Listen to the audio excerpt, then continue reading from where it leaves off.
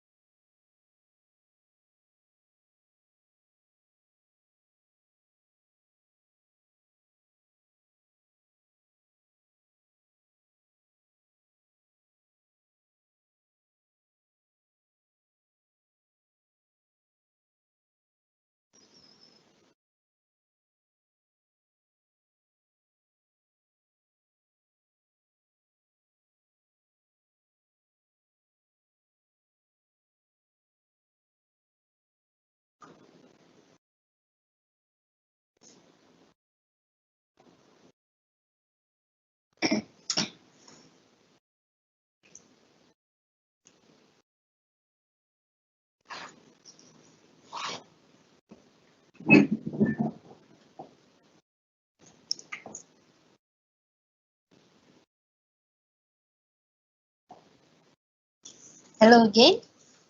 Welcome to CRI's first webinar from the University of Malaya, Faculty of Education. For today, we have a very distinguished speaker, Dr. Christopher Boyce Chiong Meng. And before he starts off his talk, let me give you a short biodata about him. Dr. Boyce received his school education in Penang before furthering his studies in the United Kingdom, where he graduated from London University and eventually qualified as a pediatrician. He holds 2 doctorate degrees, MD and PhD, and is currently Professor of Pediatrics in the Faculty of Medicine, University Malaya. From 2011 to 2019, he served as Deputy Dean in the same faculty. Dr. Boey is a Fellow of the Academy of Medicine of Malaysia. He received the Darjah Setia Pangkuan Negeri Award in 2013 from the Penang Governor, which carries with it the title of Dato. Without further ado, I would like to invite Dr. Boey to talk on today's CRISE topic, which is Education for Global Citizenship. Dr. Boey, the floor is yours. Thank you very much, Professor Bisha. Good morning, everyone, and thank you all so much for attending this discussion. So first, I would like to offer my gratitude again to Associate Professor Bisha Balakrishnan for inviting me to conduct this discussion. I would also like to extend my thanks to Professor Rohaida Saad, who's the Dean of the Faculty of Education, and all those whose support behind the scenes have really made this event possible. We are now in the midst of the COVID-19 pandemic, and in the midst of this difficulty, I really pray and hope that all of you participants who are joining us this morning are well and healthy. As you can see from this first slide, the title of today's discussion is Education for Global Citizenship. Let's move to the next slide. For many reasons, it is time that we deeply consider again the important role of education in fostering global citizens. Let me emphasize this point by giving two reasons. Firstly, during this unprecedented COVID-19 pandemic, we have seen the manifestation of both the positive and the negative aspects of human nature throughout the world. On the one hand, we see examples of negative behaviors such as self-centeredness, prejudice, and racism. On the other hand, we are inspired by the selfless dedication of frontliners who heroically dedicate themselves for the sake of others. What is the role of education? To bring out the best in human beings. It is time that we deeply consider once again the need for education to refocus on fostering human beings, balanced, wholesome human beings who work not only for themselves, but also for others. The second point is that in the last 2 centuries, we have seen unprecedented progress in science and technology.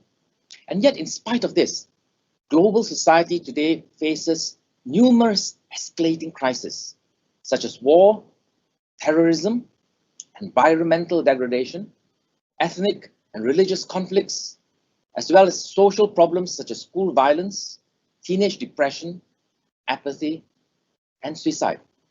The situation appears out of control. What has gone wrong?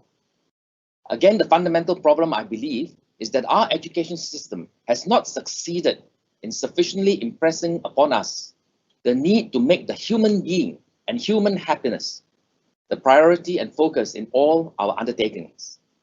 What I've just said is summarized in the next slide. So let's move on to the next slide. The underlying cause of the numerous complex problems we are facing today can be traced to our failure to make the human being and human happiness the focus in whatever we do.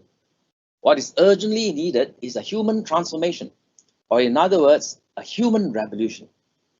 The aims of education should ultimately be the cultivation of excellent human beings who are strong and resilient and who go beyond egoistic concerns to devote themselves for the sake of others.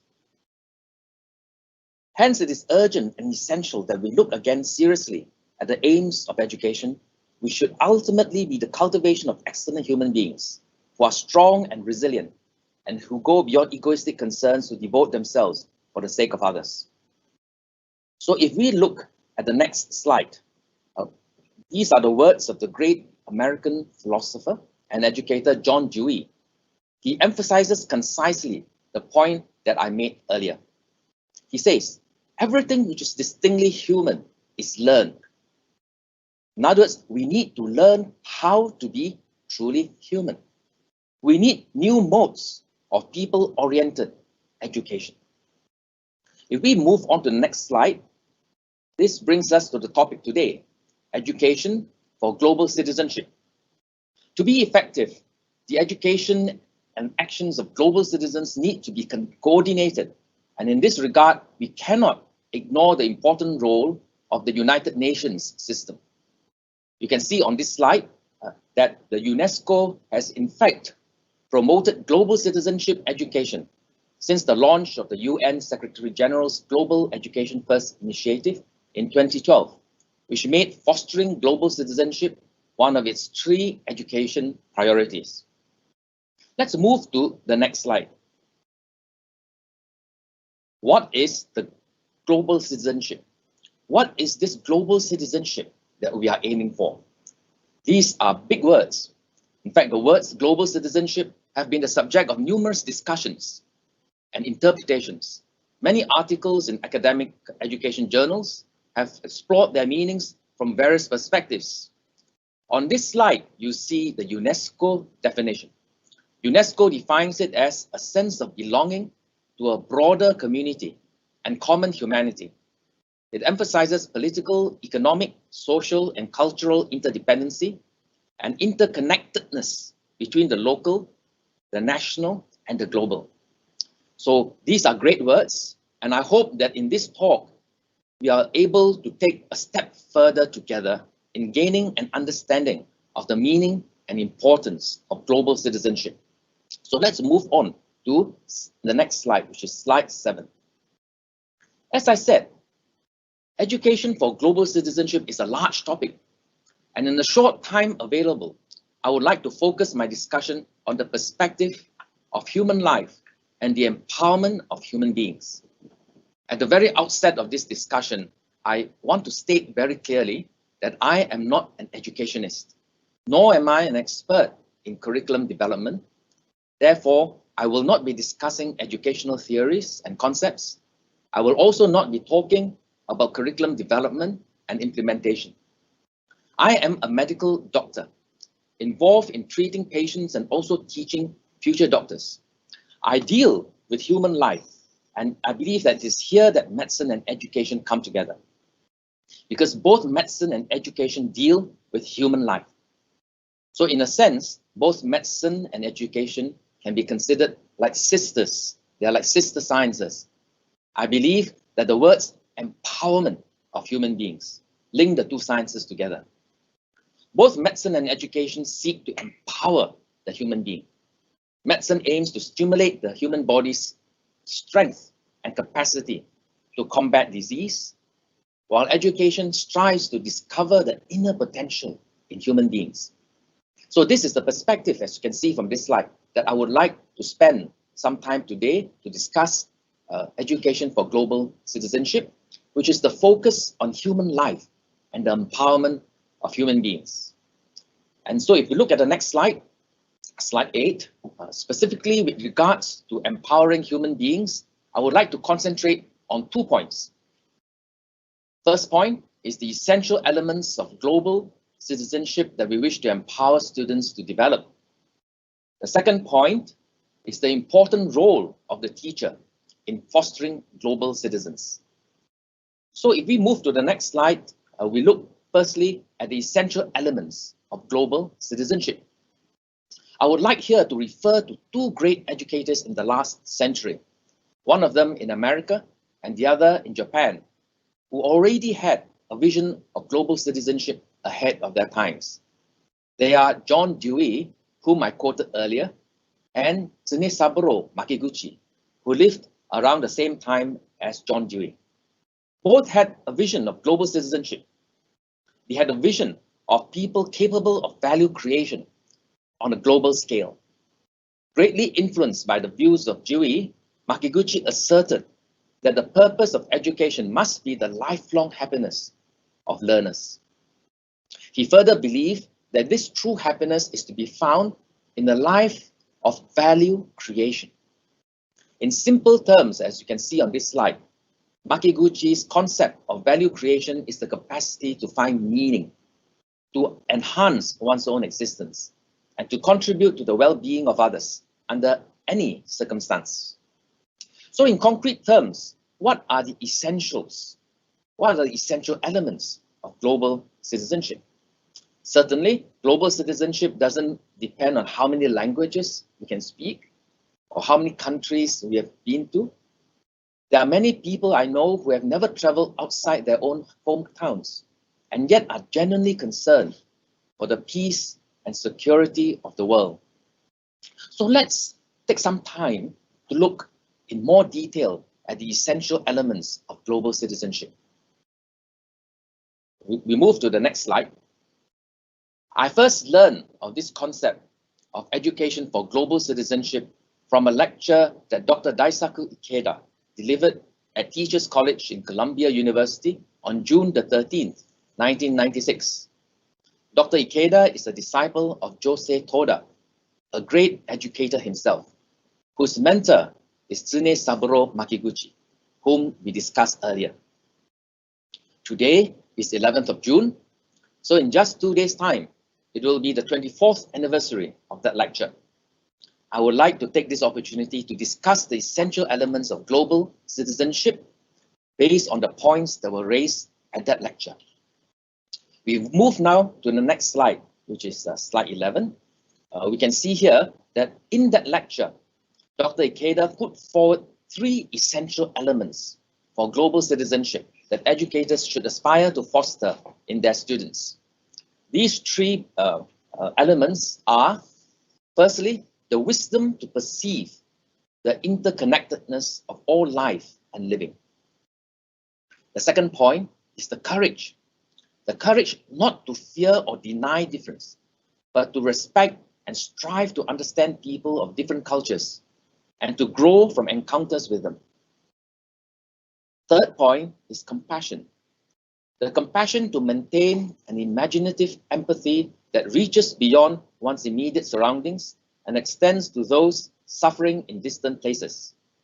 In short, we need to foster global citizens with wisdom, courage, and compassion. Let me discuss these points in detail, one by one. So we move on to the next slide, which focuses on the wisdom to perceive the interconnectedness of all life and living. Everything is related to one another in some way.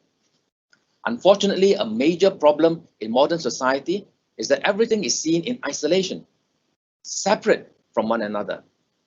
We need to encourage children to see the relations and connections between people and people, between people and the land, and between nature and society. For example, the bowl of rice that children eat at home needs to be appreciated as the result of the effort of many people, from the paddy field farmers who cultivate the rice, the people who transport the rice, the shopkeepers who sell the rice, all the way to their mothers who cook the rice for them. Environmental factors such as the weather also has to be conducive to the cultivation of rice. Everything is linked and mutually supportive. We move on now to the next slide, which is slide 13. It introduces a proverb from Cote d'Ivoire, Africa. And I think it's a beautiful proverb. It says, "Many fingers are needed to pick up a single grain of rice." This is actually great wisdom from the great continent of Africa. I wonder if today there are any of our friends in the audience who are from Africa or from Cote d'Ivoire. I want to really congratulate and really praise and really send my appreciation and high regards for the great wisdom from this great continent of Africa, which we can say is actually a continent full of promise for the 21st century and in the future. This proverb emphasizes unity and harmony. This proverb emphasizes that many people working in unity are needed to produce a single bowl of rice, and we need to inculcate in ourselves and in our children a sense of gratitude for the wonderful connections to support one another. Let's go on and look at this first point in a little bit more detail. We move on to the next slide, which is slide 14.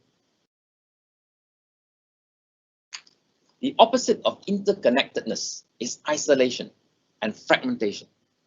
To look at things in compartments, the impact of isolation and fragmentation is seen in almost all areas of life and society. It is particularly acutely felt in my own area of expertise, which is medicine. Dr. Felix Unger, the president of the European Academy of Sciences and Arts, stated, I quote, and he's shown on this slide. Its strong inclination towards the natural sciences has caused medicine unintentionally to regard patients as peculiar cases prescribable in natural scientific terms, unquote. So this quote actually emphasizes the tendency to compartmentalize medicine and the loss of a complete wholesome approach to healthcare. Dr. Unger is talking about the tendency to just focus on the physical body while neglecting the whole person, the thoughts, the feelings, and the spirit. A child comes to see me because of pain in the tummy. The problem may actually have nothing to do with the liver, the stomach, or any other abdominal organ. It could be a manifestation of his stress or fear of examinations or of what may happen to a sick parent. It may be his worry in his little mind of what might happen if mummy or daddy were to die. It is important to see the interconnectedness of the mind and the body. Brought to a broader level, it is important to see the interconnectedness of all life and living. And just like in medical education, it is important that in education in general, we emphasize the interconnection of things. Let's move on now to look at the next slide, which is the second point.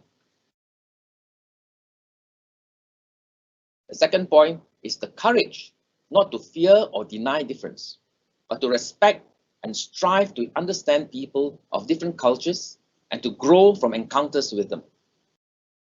Engaging with people who are different from us, respecting them from the bottom of our hearts, interacting with them requires courage. This is the essential quality of a global citizen. In the 13th century, Nichiren explained the principle of cherry, plum, peach, and damson, which you see on this slide here. These are actually flowering fruit trees that have endured the harsh cold of winter. And as spring approaches, each blossoms in their own time, with their own unique and beautiful flowers. In Malaysia too, we have many different types of flowers, like the rose, the bunga raya, the orchid, the bougainvillea, and many, many other flowers. These are all different flowers, each beautiful in their own unique ways. It would be terrible if a rose tried to look like an orchid, or an orchid tried to look like a bunga raya.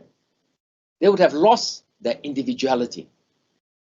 In the same way, human beings are diverse, each expressing the unique mission and personal qualities of the individual. An important aspect of global citizenship education is to recognize and respect the uniqueness and dignity of all life. Not only must we recognize each person's uniqueness, but we must also direct our efforts to the task of helping each other unleash, bring forth to the full, the creative potential that lies within each individual. If we look at the next slide, which is slide 16, Norman Cousins stated in his book, Human Options, he states, one of the main functions of the doctor is to engage to the fullest the patient's own ability to mobilize the forces of mind and body in turning back disease. I fully agree with this statement. In medicine, not only must we value the differences among people, we must also exert ourselves to find ways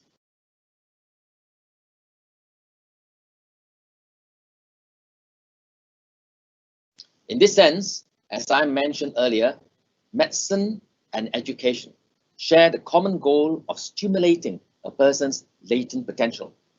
In the case of education, it is to stimulate the unique creativity of the student, while in the case of medicine, it is to stimulate the patient's inner life force to combat disease. Knowledge and learning should not be accumulated just for its own sake, but should be directed to the task of nurturing and unleashing this creative, positive potential. The famous story of Helen Keller, a true story, is a remarkable case in point that illustrates this point very well. At the age of 19 months old, an acute illness nearly took her life and left her deaf blind, and unable to speak. She was made very different from all the other children. It is difficult to imagine the dark and silent world that this poor little child had to live in. However, courage was important. She manifested courage, and also her teacher was courageous. Under the guidance of her teacher, Anne Sullivan, Helen learned to read and speak, overcoming her disabilities to become a person who inspired great hope and courage in countless others. She made important contributions to improve the social conditions of disabled people. What is wonderful is that Helen Keller transformed her destiny into a source of strength for helping others. In other words, by being courageous and not fearing differences, she's actually developed to be somebody greater than what she originally was. She was able to bring forth great potential that lay hidden within her. The courage to be able to face these difficulties was crucial. So this inspiring story of victory is a precious lesson for both educators and healthcare workers. Let's look now at the third point, and let's look at the next slide, which is slide 17, an international outlook and empathy extending to those suffering in distant places. This is an important point. Despite external differences, the human condition is remarkably similar throughout the world. It is essential for us to develop the ability to relate to and empathize with others, no matter how different we are on the surface. Having worked as a doctor in a number of different countries, amongst the most unforgettable memories engraved in my heart are the appearances of mothers. Mothers who are desperately worried about their children, who are dying, who are terribly sick, who are waiting for an operation, who are waiting to be seen by a doctor, whom they are waiting for some kind of prognosis to be revealed to them. How similar their eyes look. I could feel the same pain present in all their eyes, whether in Africa, China, America, Europe, Australia, or Asia. The love of a mother and her concern for a child is exactly the same everywhere. A mother's love is indeed universal. It is also a most noble and selfless kind of love. I would like to really pay tribute to all our mothers throughout the world, and I really hope and pray that all our mothers will be really happy and fulfilled. Mothers are great. A person with an international outlook and empathy, of course, need not necessarily have traveled widely, as I stressed earlier on. In fact, there are people who have never left their own countries and yet possess genuine concern for the suffering of others. For example, Dr. Ikeda describes the response of his mother just before the end of the Second World War. At that time, she heard the story of a young American pilot who was being beaten with sticks by a Japanese mob. He was then blindfolded and led away by the military police. Her immediate reaction was, "Poor thing, how terrible, how worried his mother must be." This ordinary mother, although she may not have traveled very much, could be said to be educated to the highest degree in international outlook and empathy. It is the goal of humanistic education to foster in students such empathy that crosses national boundaries. If we move at the next slide, I would like to summarize some of the important points. The three elements of global citizenship can be summarized with these words: wisdom, courage, and compassion. These three elements are essential to enable us to overcome the negative forces in the world, which, in simple terms, are forces which divide people from people, forces that divide humanity from nature. These can be said to be what are the negative forces. These three elements help us to overcome these negative forces and help us to achieve goodness, which also in simple terms can be defined as positive forces which move us in the direction of harmonious coexistence, empathy, and solidarity with other people. So these are some of the important points that we need to develop in a person who is a global citizen. If we look at the next slide, then we will be moving on to the next point. As I said, we have already spent some time looking at the essential elements of global citizenship and the important characteristics and the qualities that we wish to empower our students to develop. The next important point is, how do we do it? And here I want to go to discuss in some detail about the important role of the teacher in fostering global citizens. We move on to the next slide. The importance of teachers and the teacher-student relation, the interactions between the teacher and the student, is highlighted in the following UNESCO document, which I'll read for you. It says, global citizenship education requires skilled educators who have a good understanding of transformative and participatory teaching and learning. The main role of the educator is to be a guide and facilitator, encouraging learners to engage in critical inquiry and supporting the development of knowledge, skills, values, and attitudes that promote positive personal and social change. So where is the place where this fostering occurs? Educating global citizens does not occur in some distant place by some special group of people. It takes place right here, where we are. All of us can be involved. If we look at the next slide, Dr. Ikeda describes this clearly. He says, the work of fostering global citizens, the laying the conceptual and ethical foundations of global citizenship, concerns us all. It is a vital project in which we are all participants and for which we all share responsibility. To be meaningful, education for global citizenship should be undertaken as an integral part of daily life in our local communities, unquote. So this emphasizes further the importance of the teacher and the teacher-student interaction. If we look now at the next slide, in very concrete terms, this process of fostering is possible because our daily lives are filled with opportunities to develop ourselves and those around us. Each of our interactions with others, dialogue, exchange, and participation is an invaluable chance to create value. We learn from people, and it is for this reason that the humanity of the teacher represents the core of the educational experience, unquote. So although buildings and facilities and technology are important, it is clear from this that what essentially makes a school is the teacher. It is the teacher who is dedicated wholeheartedly to serving students. In other words, the teacher can be regarded as the most important element of the educational environment. As I was thinking how best to emphasize this point, it dawned upon me, what better way was there than to talk about my own teachers who have fostered me. So if we look at the next slide, I want to talk about my primary school days. Drawing from my experience with my own teachers, I would like to illustrate the important influence of the teacher in the educational environment and the impact they have had in my life. Firstly, my primary school teacher. I will never forget my primary school teacher in Penang, Mrs. Rose Kaur.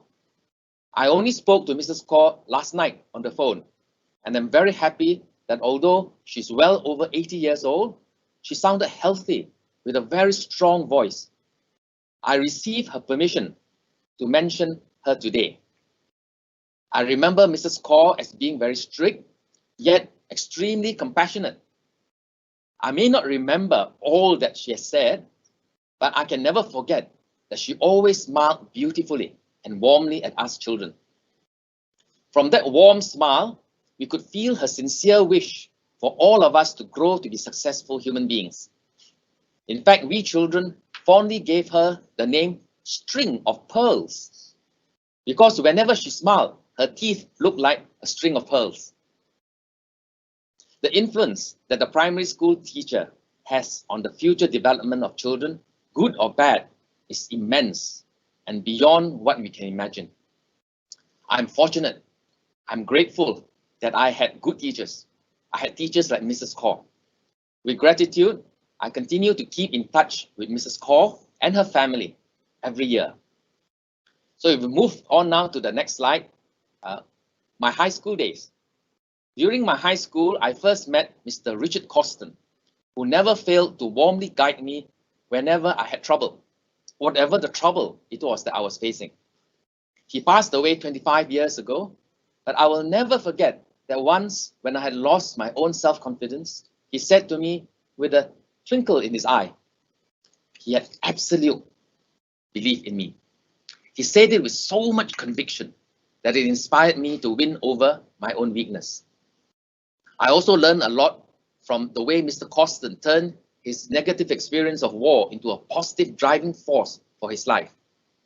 He used to serve in the British Army during the Second World War, and his experiences of suffering during the war scarred him very deeply. I asked him, Mr. Coston, what were those scars of war that you were talking about? I was surprised because he said that although suffering from malnutrition and physical pain and the dangers of battle, those were not really his scars of war. The scars of war that never left him were the deep feelings of emptiness in his heart. The fact that he lost the meaning of life in the midst of the war. He was brought up and taught the moral codes in school. But in the midst of war, what did all that matter? What did it matter that he had learned so much at school? With the senselessness and the killing in war, he said everything crumbled to pieces. What meaning was there in life?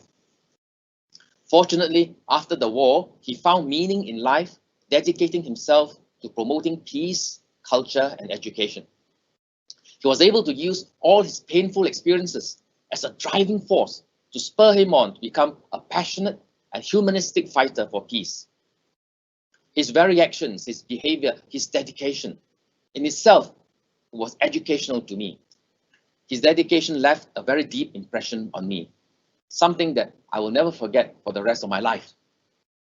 If we look now at the next slide, I will want to talk a little bit about my medical school days. Once during my medical student days in London University, I was assisting a surgery professor in an abdominal operation. Quite casually, he commented that no matter how different people might look from the outside, deep inside, they were all the same.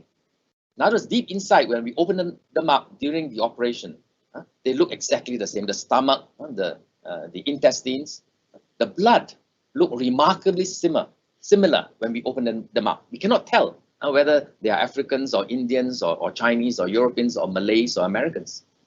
My surgery teacher had already passed away, but I never forgot those words that he said very casually in the midst of an operation. They are absolutely true. We are all equally human beings. I thus learned from an early stage of my own medical studies to respect the unique differences in each of my patients, while appreciating the common human dignity that they all possessed. It came from a very casual remark in the course of our daily routine, but it was the most wonderful educational experience for me. Let's move on finally to the next slide, which is after I graduated from medical school. Dr. Daisaku Ikeda, whom I've quoted a lot today, is my mentor in life.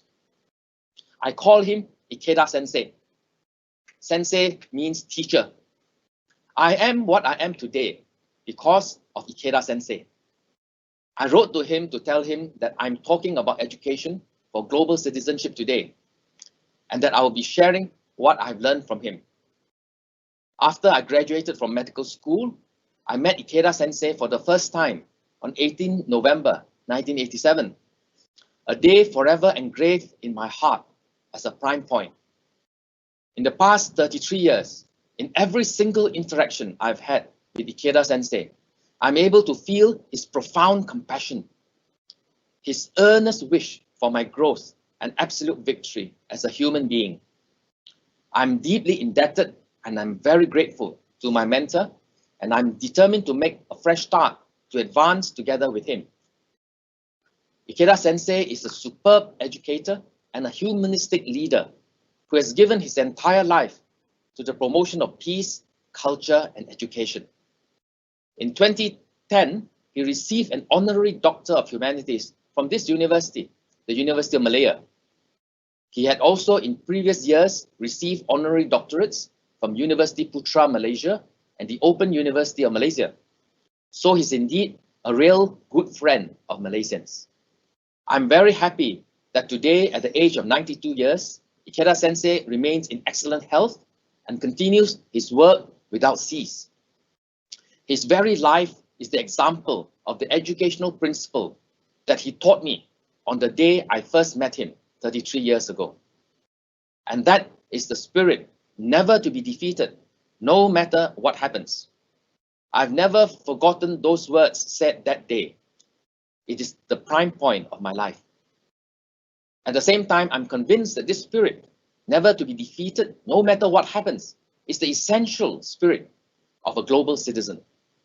In this day and age, when teenage depression, apathy, and suicide is on the increase, an important task of global citizenship education must surely be to foster young people with hope and dreams for the future, possessing the spirit never to be defeated, no matter what happens. I would therefore like to conclude my talk today with the actual words that Ikeda Sensei said 33 years ago. Let's look at the next slide. I've got it here for all of you. And on that day, which was so important for me, 18 November 1987, Ikeda Sensei said, "I hope that we too will continuously seek self-improvement, always trying to polish ourselves through study and maintaining a seeking mind throughout life. Youth in particular should absolutely never lose their serious attitude towards study. It is impossible for favorable conditions to continue indefinitely. This is true for either groups or individuals. There are bound to be days of violently stormy weather and days of cold and snow. There may also be times when in the midst of extreme suffering, you become utterly exhausted emotionally. Nevertheless, by persevering and overcoming adversity, you can develop a state of life that cannot be thrown off by anything. Thus, suffering, as it were, is the mother of a life of value and the source of glory." Unquote.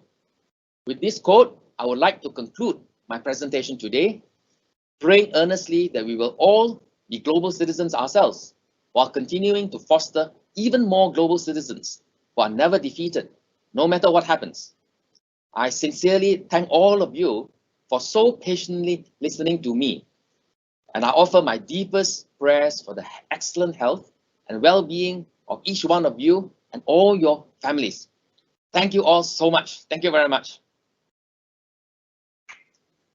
Thank you very much, Professor.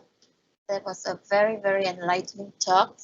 And I think you made all of us remember our school days, our university days, and even now, our life as individuals, and how we are coping with the current pandemic, plus reflecting on whatever we have gone through. So now we reach the last part of our session, which is actually the question and answer. And interestingly, we've got some questions from local and also some questions from abroad. So for the first question, Professor, it is based on the three components that Professor has mentioned just now: courage, wisdom, compassion. How can Malaysian teachers include such values and such characteristics into the education system, since we have so many subjects? And currently, since 2019, civics education is taught across 5 subjects in the Malaysian education system. Can you suggest ways to include such values and characteristics into the education system? Thank you very much. That's an excellent question. Whoever asked that question, I think you've really asked a very important and very relevant question. Thank you so much to the person who asked this question.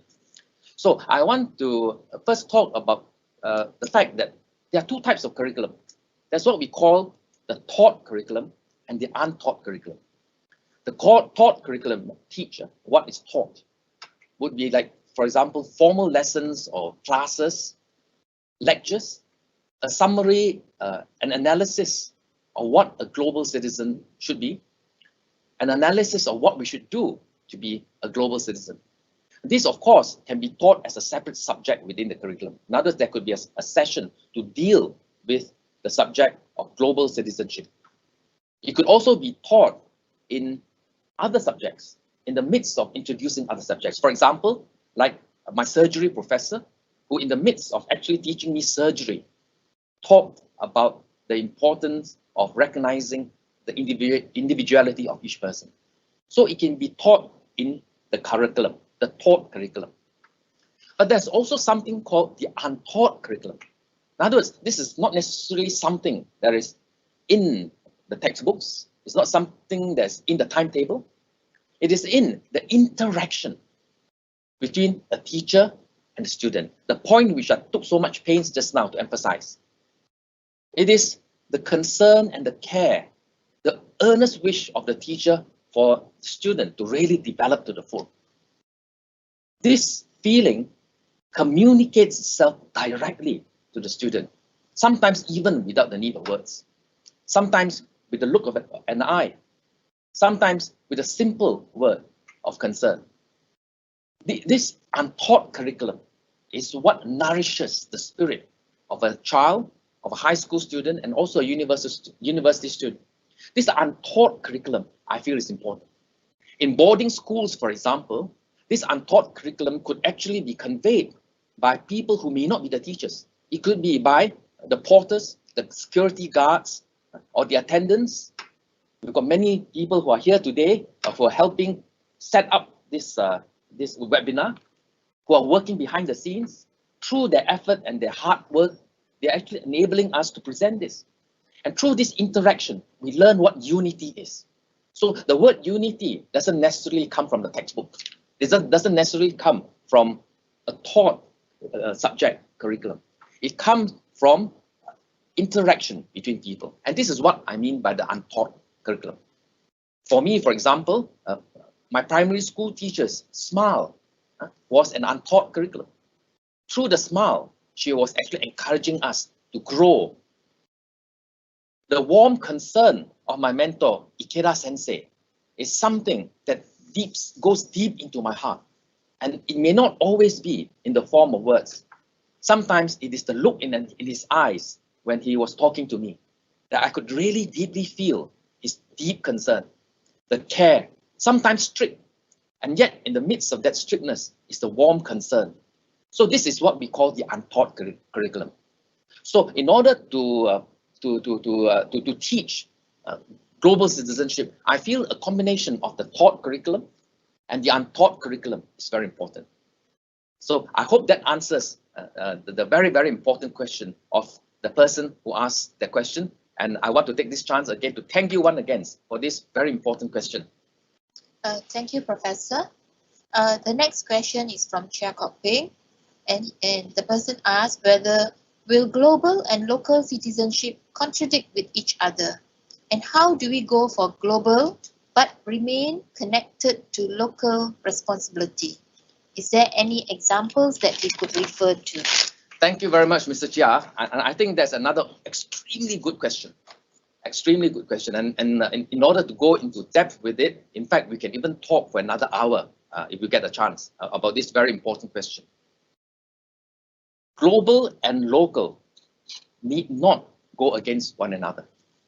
If we superficially think that global means to just go to other countries, to travel to other countries and interfere with what is happening in other countries, forgetting what happens in our own homes, in other words, forgetting to look after the people in our own homes, just going around the world, of course, on the surface, it looks as though global and local is contradictory. But the important point, as I mentioned earlier, is humanism means respect for human beings. When we are able to really see the greatness in human beings, we're able to see that this greatness actually exists in people elsewhere as well as in our own lives. In fact, when we are able to really respect and help the people elsewhere, we are actually allowing ourselves to more deeply understand our own culture, our own help ourselves.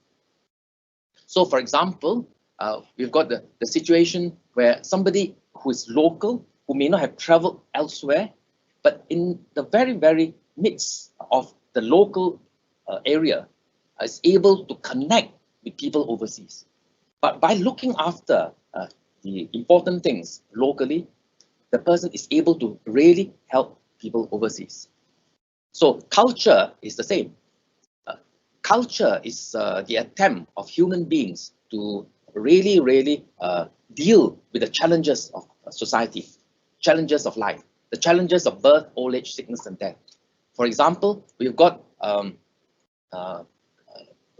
people who, it's fishermen or paddy planters, farmers in other countries who are really striving to make a living because they want to be able to grow enough food or catch enough fish to feed the people there.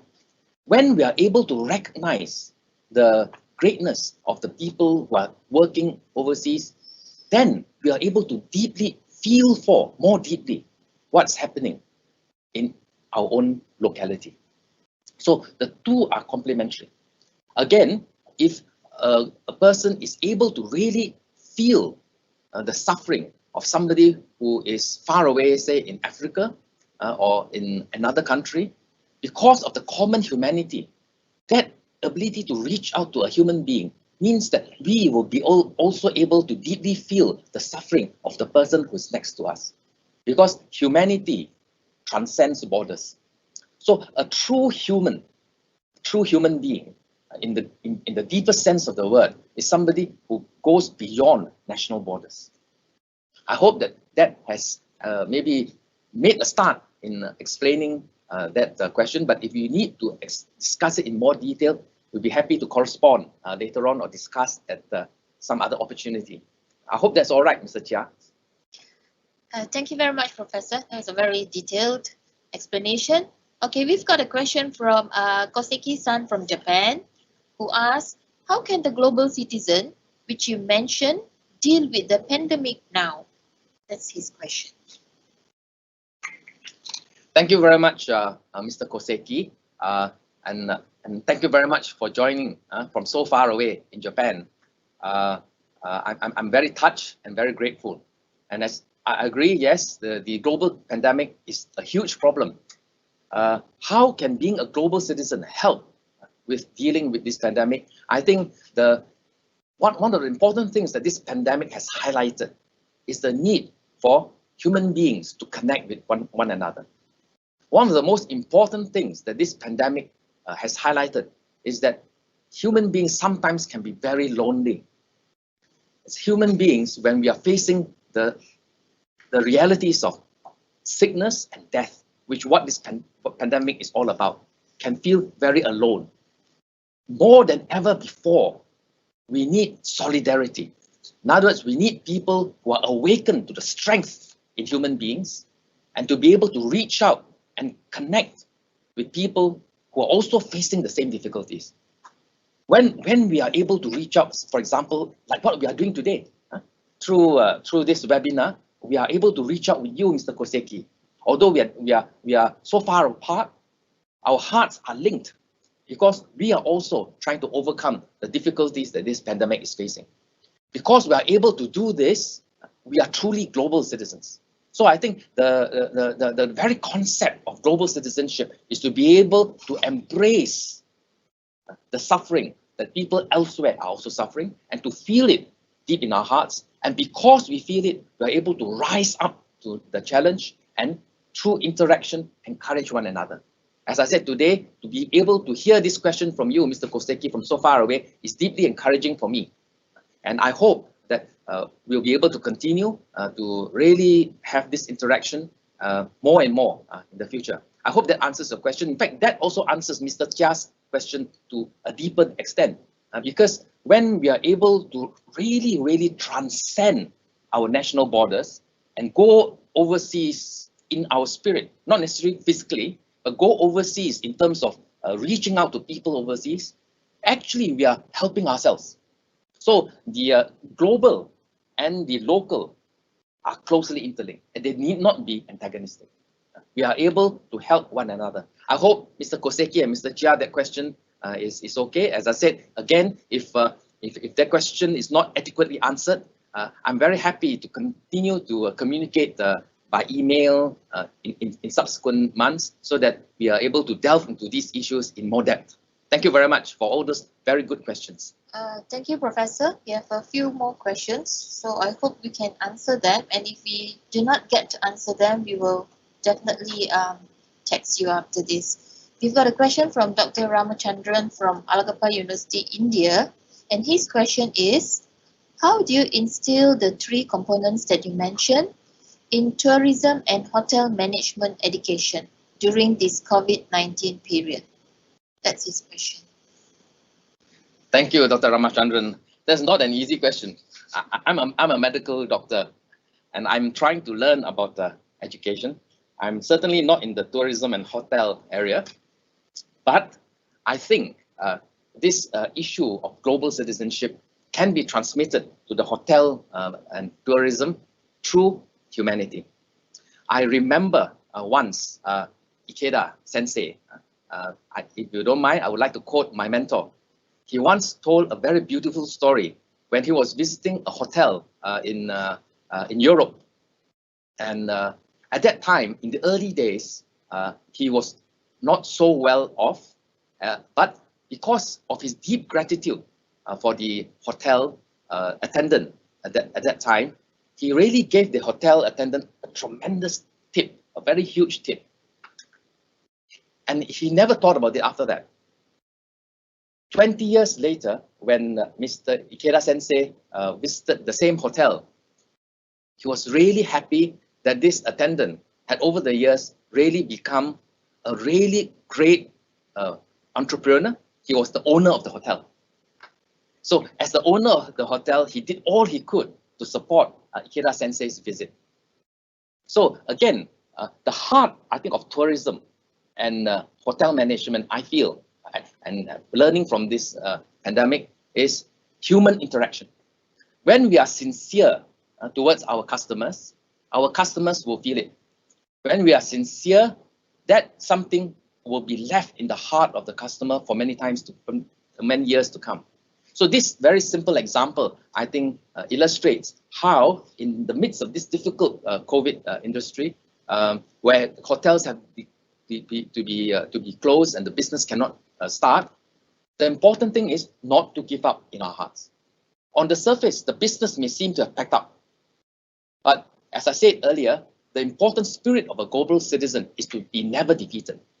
If the hotel people keep in their hearts still the wish to be able to reach out, one day things will open up again. One day they'll be able to reach out and show their sincerity and show their love for people once again. And if that spirit to never give up remains, I'm sure that the hotel and tourism business will stand up again. I'm sure, sorry about that explanation from somebody who's completely a novice. In fact, not even a novice. I've not studied tourism and hotel management at all, so I'm speaking from experience. I hope, Dr. Ramachandran, that's all right. Thank you very much for the question. Thank you, Professor. I would like to end with this futuristic question. It's from an anonymous person who says, do you think that it is necessary to introduce a new subject which conveys the message about global citizenship in universities to be studied by all the students? Thank you very much for that question. I think this is very much related to the first questioner about how to introduce this subject into the curriculum. Yes, I think it's important. How we introduce it depends on wisdom. We need to be able to have the wisdom to introduce it in a way that will reach the student. And the important thing, therefore, is that we are able to find all kinds of novel ways to allow the concept of wisdom, courage, and compassion to be felt and to be able to inspire our students to do that. And as I said, it may be, as you suggest, the need for a new subject.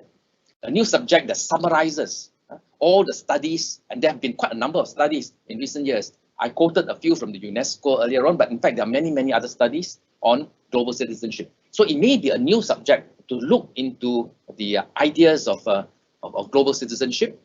But I feel that more important than that is for the educators, the teachers, to be able to feel the importance of it and therefore able to transmit these feelings, these qualities to the students. Firstly, the educators themselves must embody them. So it is a challenge for us as educators to actually embody in ourselves these qualities of global citizenship and transmit it, maybe sometimes in lectures, but at many other times through what I said, the untaught curriculum, through our human interaction, through our concern. And through this way, we'll be able to really foster great global citizens. I hope that we'll have more and more global citizens. And I think the important point is exactly as Ikeda Sensei mentioned earlier on in one of the quotes, everyone can do it. It is not necessarily some very highly specialized subject. It is something that each and every one of us can do. And as I said, even in a school, the attendant and the porter can be a very good teacher of global citizenship. In fact, one of the important things I learned about global citizenship was from an old lady who was 80 years old. She was somebody who suffered from the Tohoku earthquake. You know that in 2011, there was a tremendous earthquake, tsunami, something that happened much worse than anything the world has ever seen before. And many people lost so much in their lives. They lost the family, they lost the homes, they lost every kind of material thing that they can see. This old lady was actually somebody who had lost her own children and all her house as well. So, in fact, she reached a point where she almost lost her own will to live. But she was in a center, and in the center, it was actually a rehabilitative center that was formed by the organization called the SGI, the Soka Gakkai International, which was the president is Ikeda Sensei. And when she was actually at that center, she was deeply touched because the human bonds that were created by the people in that center, there were so many people encouraging one another not to give up. Everybody was facing difficulties themselves, but they were encouraging one another. And on top of that, there were messages from people around the world to encourage them. There were constant messages from Dr. Ikeda himself, messages that says, winter never fails to turn to spring. You must never give up. And the important thing is, no matter what happens, remember that deep in your life is the treasure of life. This elderly lady, 80 years old, who has never traveled around the world, determined that she wants to live for another 20 years. I think that's deeply moving. She determined that she had made so many friends around the world from the messages that came after the earthquake. She would need to live positively so that she would be able to repay gratitude to all these people who have served her and helped her from around the world. And all these people who've been able to send encouragement to her. And also to Ikeda Sensei, who also was constantly sending encouragement to her. I feel that this elderly lady is a great teacher about global citizenship. Although she has never traveled around the world, she may not have been very educated, but she is a great teacher because by her very spirit, she shows us what a global citizen should be. I hope that answers your question, that although important to have maybe a new subject, but the untaught curriculum is also very important. And it's not just the elites or the academics who can teach it, but every single person. And I want to take this opportunity to thank all my friends today who've been helping with the webinar in one way or another. So many of them helping in one way or another to set up the cameras, to set up the webinar, because they have been working, although they have not spotlight and not shown on the screen, they are very important. Very important. So I want to take this opportunity to thank all of them. I want to take this opportunity to thank Professor Bisha. I also want to take this opportunity to thank each and every one of you who have kindly spared your time to come and listen to me this morning. I wish you all the best of health, and I hope that we'll have many, many more opportunities to meet and interact. Thank you so much, everybody. Thank you very much. Thank you very much, Professor. That was a very, very inspiring talk. And of course, there are many who said, can this webinar be shared to others that are not in the session now? Definitely. Please go into the CRICE website, CRICE, it's under the Faculty of Education, University of Malaya, and we'll put it up as a podcast so that you can listen to it, you can actually share it with your friends. And what's most important is what Professor has shared today with us is based on his own life experience, the philosophy he's following, and most important is how do we deal with current times, being a global citizen, but at the same time having wisdom for our own local cultures, norms, etc. So with that, I would like to thank everyone who is here today with us, and hope to meet you all in the next webinar. Thank you. Thank you very much. Wonderful. Thank you very much.